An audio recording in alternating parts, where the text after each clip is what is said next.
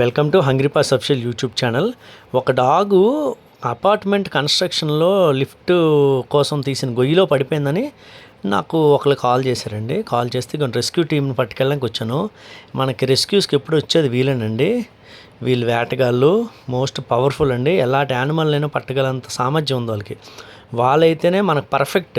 ఇంకా ఎలాంటి డాగ్నైనా పట్టగలరు, వాళ్ళంత కెపాసిటీ ఉంది. అందుకే వాళ్ళని ఎక్కడికైనా పట్టుకెళ్తాను. రెండోది నమ్మకంగా పనిచేస్తారండి, చక్కగా నమ్మకంగా పనిచేస్తారు. ఇంకోండి వాళ్ళని పట్టుకొని వెళ్తున్నాను. వెళ్ళి అపార్ట్మెంట్ దగ్గరికి వెళ్ళి దాన్ని తీయాలి. ఇగోండి ఇదే అపార్ట్మెంటు. ఈ అపార్ట్మెంట్ బ్యాక్ సైడ్ ఒక అపార్ట్మెంట్ కన్స్ట్రక్షన్ అవుతుంటే దాని గొయ్యిలో పడిపోయిందని నాకు వీడియో పెట్టారు వాళ్ళు. అయితే తీరమోసి అక్కడికి వెళ్ళి చూస్తే ఎవరనంటే 9th క్లాస్ 10th క్లాస్ పిల్లలు వాళ్ళు. నేను షాక్ అయ్యాను. ఆ పిల్లలకి ఎంత అవేర్నెస్ ఉంది. ఒక డాగ్ పనిపోతే దానికి ఎంతో ఇగోండి వీలే ఆ పిల్లలు వచ్చారు. వచ్చి అన్నయ్య ఎలాగైనా దాన్ని కాపాడండి అన్నయ్య అని చెప్పారు. నేను డాగ్ విషయం ఏమనుకున్నానంటే అక్కడ అపార్ట్మెంట్ దగ్గర కింద చాలా డాగ్స్ తిరుగుతుంటాయి కదా, స్ట్రీట్ డాగ్స్ ఏదో పడిపోయి ఉంటుందని నేను అనుకున్నాను. ఇగోండి వాళ్ళతో మాట్లాడుతున్నాను. వాళ్ళని అడిగి అన్ని విషయాలు తెలుసుకున్న తర్వాత నాకు కొన్ని విషయాలు క్లారిటీ వచ్చింది. అంటే ఆ పప్పి నేను అనుకున్నాను ఇక్కడ ఉండే స్ట్రీట్ డాగ్ అనుకున్నాను నేను. యాక్చువల్లీ అదేంటంటే పెంచుకున్న డాగ్. ఎవరో పెంచుకున్న డాగ్ని వదిలేశారు. వదిలేస్తే ఏమైందంటే ఈ గుంతలో పడిపోయింది.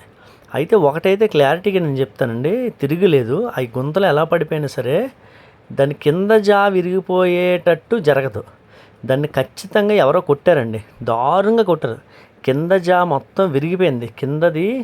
కింద దవడ కంప్లీట్గా విరిగిపోయి నాలికి కూడా కంప్లీట్గా తెగిపోయింది. నేనైతే చాలామందికి ఎప్పుడు కూడా ఒకటే చెప్తాను. చాలా యూట్యూబ్ ఛానల్స్ కానీ కొన్ని సంస్థలు కానీ ఏమైనా ప్రచారం చేస్తాయంటే అడాప్ట్ చేసుకోండి డాగ్స్ని అంటారు. అడాప్ట్ చేసుకోవడం కాదు, డాగ్స్ని అడాప్ట్ చేసుకోవడం అనేది ఫస్ట్ విషయం కాదు. డాగ్స్కి సర్జరీస్ చేయించాలి ఎప్పుడు కూడా ఫస్ట్ చేయాల్సింది. రెండోది డాగ్స్కి వ్యాక్సినేషన్ చేయించాలి. ఎందుకంటే వాటి సంఖ్యను తగ్గిస్తే పరిమిత సంఖ్యలో ఉంటాయి, ఎవరికి సమస్యలు ఉండవు. డాగ్స్ని అడాప్ట్ చేసుకోండి అంటే కొంతమంది ఏం చేస్తారంటే బలవంతంగా ఆ టైం మోటివేట్ అయిపోయి అడాప్ట్ చేసుకొని లేదా కుక్కలను కొనేసుకొని తెచ్చేస్తారు. తెచ్చేసి ఇంట్లో ఏదో గొడవలు అయితే వదిలేస్తారు, లేదంటే కరిసిందనుకుని వదిలేస్తారు. అలాంటి మనుషులు ఉన్నారు. ఇప్పుడు డైలీ రోడ్డు మీద తినేవాడు అనుకోండి, అడుక్కొని తింటున్నారు అనుకోండి, పర్లేదు. మన ఇంట్లో పిల్లల్ని బయటికి తీసుకెళ్ళి వదిలేసి మీరు అడుక్కొని బతకండి అంటే బతకగలరా? అలాంటి పరిస్థితే మన ఇంట్లో పెంచుకున్న డాగ్స్ పరిస్థితి. తెచ్చి ఇంట్లో అల్లారు ముద్దుగా పెంచి రోడ్డు మీదకి తీసుకెళ్ళి వదిలేస్తే వాటి పరిస్థితి ఎంత దయనీయంగా ఉంటుందో తెలుసా? కనీసం ఎవ్వరికీ చెప్పుకోలేవు బాధ. నిజం చెప్తాను, ఉసురు తగులుతుందండి. దయచేసి అలా ఎవ్వరు చేయకండి. ఈ డాగ్ని చూసి నా కళ్ళంటే నీళ్ళు వచ్చాయి దాన్ని చూసి. పెంచుకున్న డాగ్ మెడలో బెల్ట్ ఉంది, జూలు కుక్క అండి పాపం. ఎంత నరకయాతన అనిపించిందో. ఇంకా మేము వచ్చి కనీసం దాంట్లోంచి తీసాము దాన్ని. చూడండి దాని పరిస్థితి ఎలా ఉందో. అతను ఏమన్నాడంటే ఇలా ఏంటి సార్ దీని పరిస్థితి అని అడిగాడు. అసలు దీన్ని ఈ స్టేజ్లో చూసి నాకు ఒకటే అనిపించిందండి, ఇది భూమి మీదకి రాకుండా ఉండుంటే బెటర్ అని.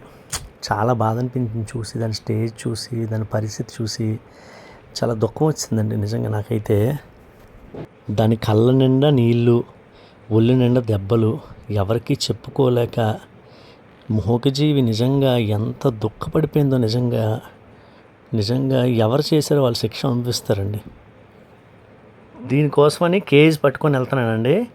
కేజ్ పట్టుకొని వెళ్ళి ఆ కేజీలో పెట్టి ఈవినింగ్ హాస్పిటల్కి తీసుకెళ్ళి దానికి సర్జరీ చేయించాలి అని అనుకున్నాను నేను.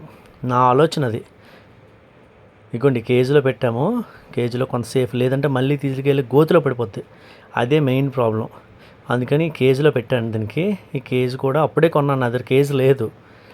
మనకి అనుకోని పరిస్థితి వచ్చేటప్పుడు ఎలాంటి పరిస్థితి వస్తాయి. ఎంత దుఃఖం బాధలో చూడండి పాపం. అది చెప్పుకోగలదు ఎవరికైనా తన బాధ చెప్పుకోగలదు. ఎంత అన్యాయం అండి. మనుషుల్లోని ఉన్నంత ఇంత మృగం యొక్క లక్షణాలు ఇంకా మృగాల్లో కూడా ఉండవండి. ఇగోండి ఈ పిల్లలందరూ ఫోన్ చేసి వీలే నన్ను రప్పించారు. లాస్ట్లో వెళ్తున్నప్పుడు తమ్ముళ్ళు వచ్చి అన్య అని చెప్పి చేతిలో 200 పెడుతున్నారు. అంటే చిన్నపిల్లలైన మనసు చాలా పెద్ద. నేను చెప్పాను, తమ్ముడు ఏం అవసరం లేదు, దానికేం కాదు అని చెప్పాను. దాన్ని కేజీలో పెట్టి అక్కడ చూసుకోమని చెప్పాను. మళ్ళీ ఈవినింగ్ డాక్టర్ గారు వస్తారు, చూపించి సర్జరీ చేయిద్దామని నా ఆలోచన. ఇంకేం తగ్గిపోతే సర్జరీ చేయిస్తే కొంతైనా బెటర్ అవ్వచ్చు. ఎందుకంటే నాలిక లేదు, కింద దవడ కంప్లీట్గా వేలపడిపోతుంది. దాని పరిస్థితి ఏం బాలే. నాకు కూడా చాలా డౌట్ ఉంది, అసలు ఉంటుందా సాయంత్రం వరకనే డౌట్.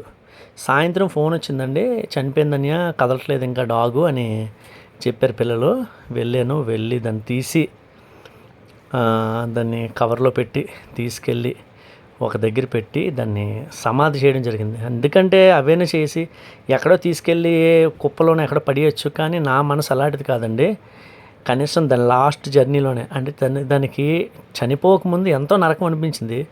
కనీసం దాని చావైనా కొంచెం రెస్పెక్టబుల్గా జరగాలి, దానికి గౌరవం ఉండాలి ప్రతి జీవికి అనే ఉద్దేశంతోనే కష్టపడి చేశాను. నాకు చెయ్యి బాగాలేదు ఆ టైంలో, అయినా సరే చేశాను.